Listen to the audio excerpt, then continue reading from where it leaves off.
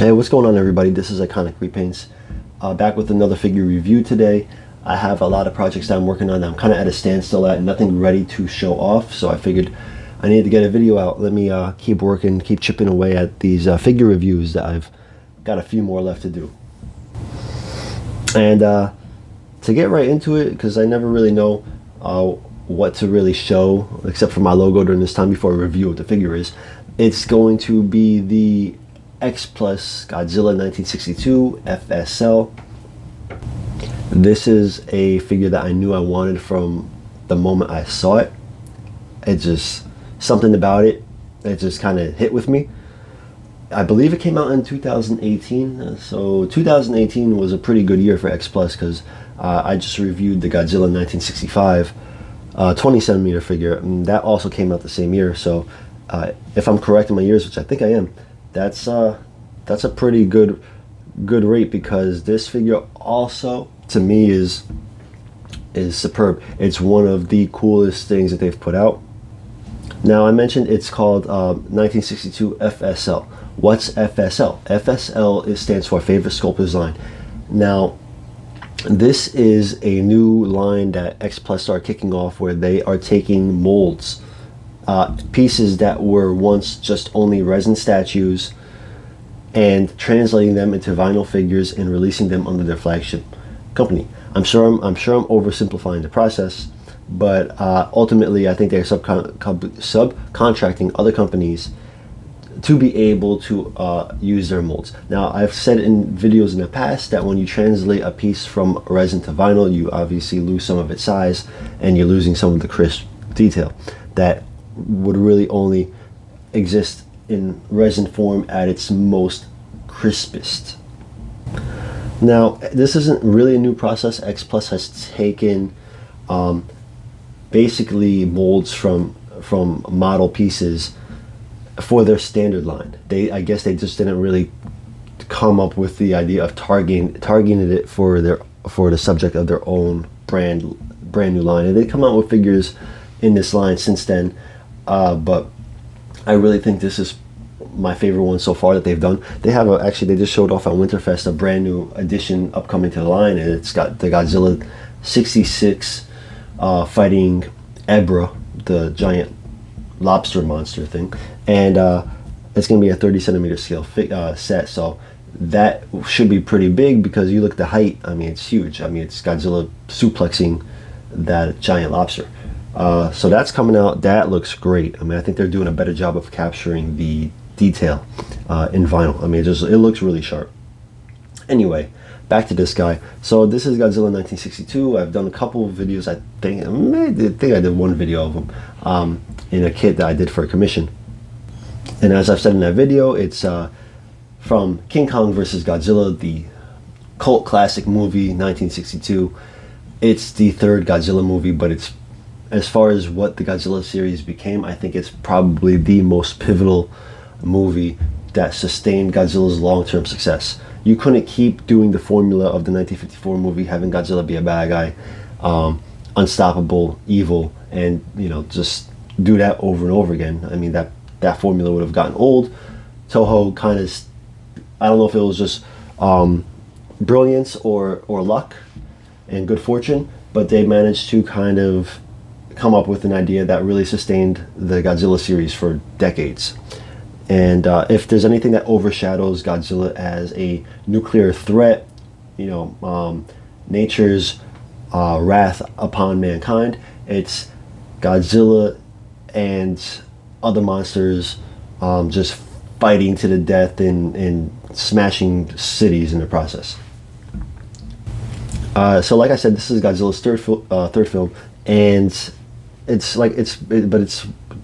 probably the most important, like I said, because you weren't gonna really achieve that long-term success based off the second movie, Godzilla Rages Again, which really wasn't received very well. It didn't do much to spark the franchise. But the moment they were able to get King Kong involved in the series, it was one of the most popular and most successful movies in the franchise. It had records that I think stood for a long time as far as ticket sales go. and within the Godzilla series. I'm not sure which film broke it. For some reason, part of me wants to say it was Godzilla versus Mothra in 1993. Part of me wants to say it was something more recent, like GMK in 2001, but I am not 100% sure. I'm gonna go with it stayed at least till the 90s. I've also said in that video that they've kind of changed Godzilla's appearance for this because they wanted to kind of tone down the horrific,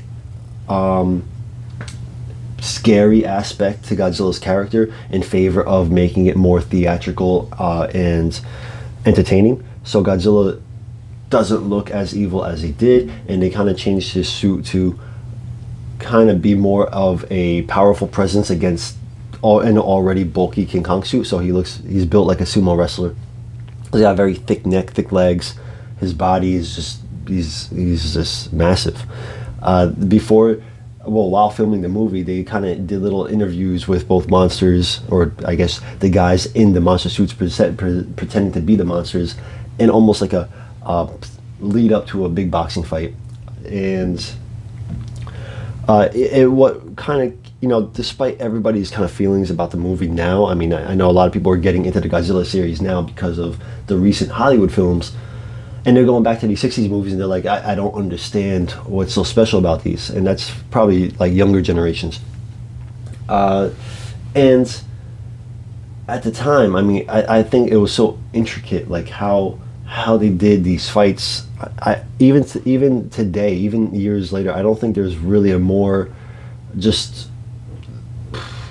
a more complex hand-to-hand Godzilla fight that they put in the series. I mean, these two went at it. It was they really just kind of just went crazy with the stunts they pulled off for King Kong and Godzilla. It was impressive in that sense.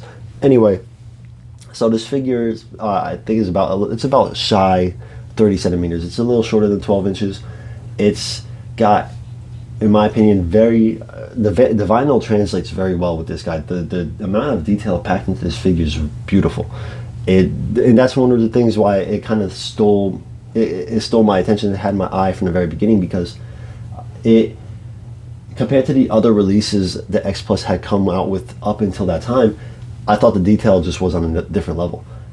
He's a little shy of 12 inches tall, again, probably because of the translation from resin to vinyl. It shrinks a little bit.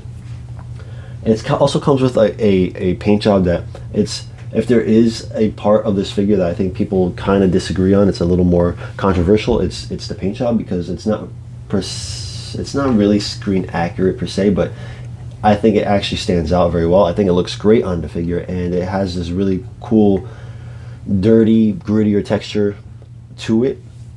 So for that, I've liked it a lot since the moment I saw it, and still do. I love this guy. I only really like to keep one figure per representation of Godzilla. I don't want to have many Shin Godzillas or many legendary Godzillas. I just think it's kind of how I keep myself in control of what is otherwise a drowning hobby. So it's very suffocating, because you got release after release after release from all these different companies, and they always kind of target the same popular Godzilla designs. So this is how I keep myself sane and myself focused. But this was the hardest decision, because I also had the X-Plus 30 centimeters Godzilla 1962 standard version, which is one of their best figures they ever put out. I had a really hard decision, but ultimately I did decide to keep this guy. There's just something about this face. I really think they captured the menacing aspect of him, of the suit, that I've liked, because this suit could look really silly from certain angles, but if you could capture the meanness of it, I think it's one of the coolest looks for Godzilla ever. So kept this guy. Hard decision. Oh man, I was not happy letting go of the standard 30 centimeters, which I think is the more popular figure if you're comparing the two. He was just a big, chunky piece of vinyl, and they nailed the look down in that.